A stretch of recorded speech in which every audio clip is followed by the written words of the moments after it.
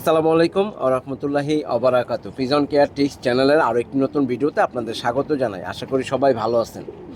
আপনাদের কবুতর সুস্থ রাখার জন্য আরও একটি গুরুত্বপূর্ণ ভিডিও নিয়ে আসলাম। ওয়েদার খুব খারাপ, ওয়েদারটি প্রচুর গরম, আবার প্রচুর বৃষ্টি হচ্ছে। এই ওয়েদারে কিন্তু আমাদের কবুতরগুলো ভালো নাই। অনেকেই কিন্তু কবুতরের সমস্যা নিয়ে ভুগতেছেন। আমার জানা মতো অনেকে আমাকে নক করছে, আমাকে প্রবলেমগুলো জানাইছে। তো ভাবলাম এই বিষয়ের উপর একটি ভিডিও নিয়ে আসি। তো এই ওয়েদারে আমাদের কবুতরগুলার বড় প্রবলেম হয়, যেমন সালমোনেলা রোগের লক্ষণ দেখা দেয়। আর এই সালমোনেলা রোগের লক্ষণ পরেই স্টেপটাই কিন্তু রানীক্ষেত। আপনার কবুতরের যদি রানীক্ষেত হয় তাহলে কিন্তু আপনার কবুতরের লফটি, আপনার কবুতরের খাঁচা একেবারে খালি করে দিব। কবুতর প্রত্যেকটা মারা যাওয়ার সম্ভাবনাটাই থাকে বেশি। 90% কবুতরগুলাই কিন্তু 80% কবুতরগুলাই কিন্তু মারা যায়।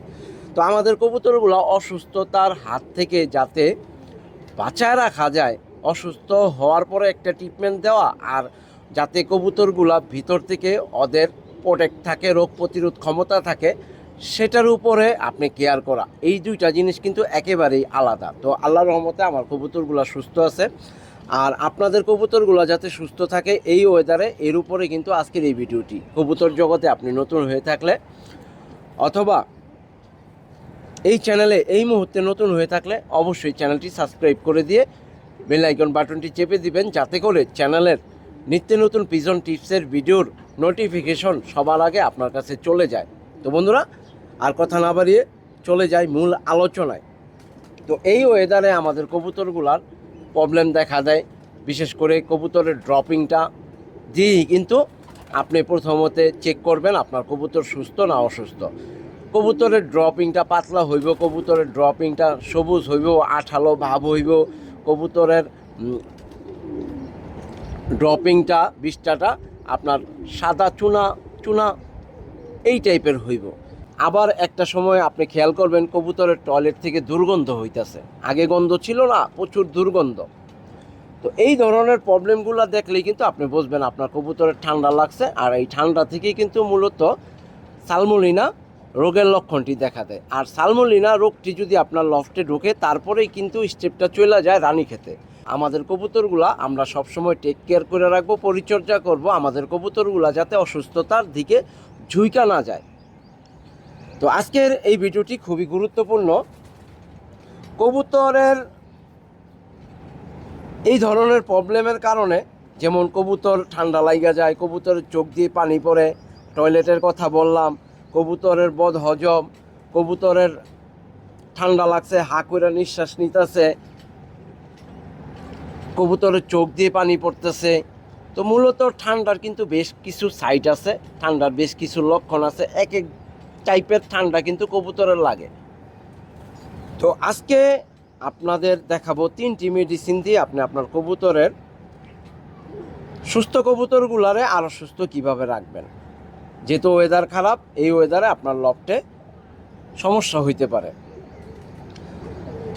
তো আপনার কবুতর যদি অসুস্থ থাকে, কবুতরের ঠান্ডা লাগে, তাহলে কিন্তু আপনি ডক্সিএবেট এই মেডিসিনটি দিতে পারেন। নর্মালি আমরা আমি আমার কবুতরকে মাসে অন্ততপক্ষে এই ডক্সিএবেট মেডিসিনটি দিয়ে থাকি, কবুতর সুস্থ থাকলেও।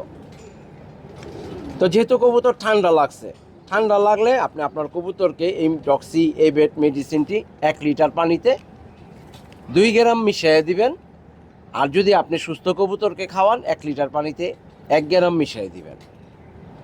তো আমাদের কবুতরগুলা কাশতাছে, কবুতরগুলা হা করে নিঃশ্বাস নিতেছে, এই ক্ষেত্রে কিন্তু আমরা আমাদের কবুতরগুলারে এই যে বঙ্গবেট যে মেডিসিনটি, এই মেডিসিনটি আমাদের কবুতরকে দিয়ে থাকি।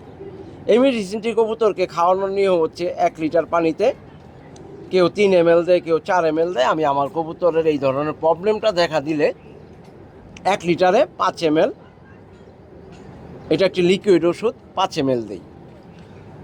আরেকটি ওষুধ হচ্ছে কার্মিনা সিরাপ, হামদাদের একটি সিরাপ।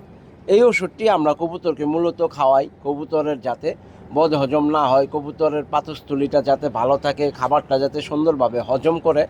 আর সাধারণত সবসময় আপনি আপনার কবুতর সুস্থ থাকুক অসুস্থ থাকুক, আপনার কবুতরকে অবশ্যই কার্মিনা সিরাপটি মাসে 3 দিন, মাসে 6 দিন এইভাবে খাওয়াইবেন।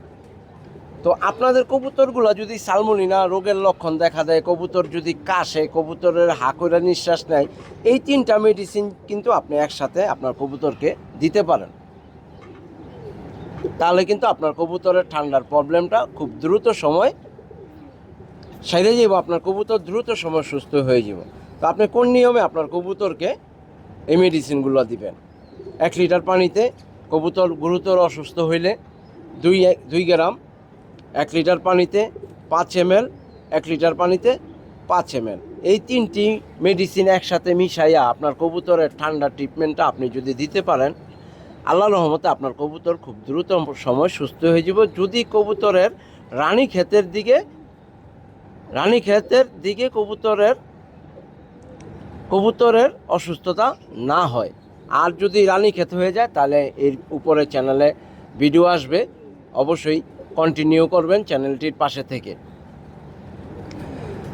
তো আপনি এইভাবে আপনার অসুস্থ কবুতরগুলারও ট্রিটমেন্ট দিতে পারেন। আর সুস্থ কবুতরগুলারে যদি আপনি ট্রিটমেন্ট দিয়ে রাখেন, যদি কবুতরের লফটে অসুস্থ কবুতর না থাকে, তাহলে আপনি 1 লিটার পানিতে 1 গ্রাম, 1 লিটার পানিতে 3 ml, 1 লিটার পানিতে 3 ml, এইভাবে আপনি আপনার সুস্থ কবুতরগুলারে এই ট্রিটমেন্টটি দিতে পারেন। তো বন্ধুরা, আশা করি এই ভিডিওটি আপনাদের উপকারে আসবে। অবশ্যই চ্যানেলের পাশে থাকবেন, চ্যানেলটিকে সাপোর্ট করবেন। ধন্যবাদ।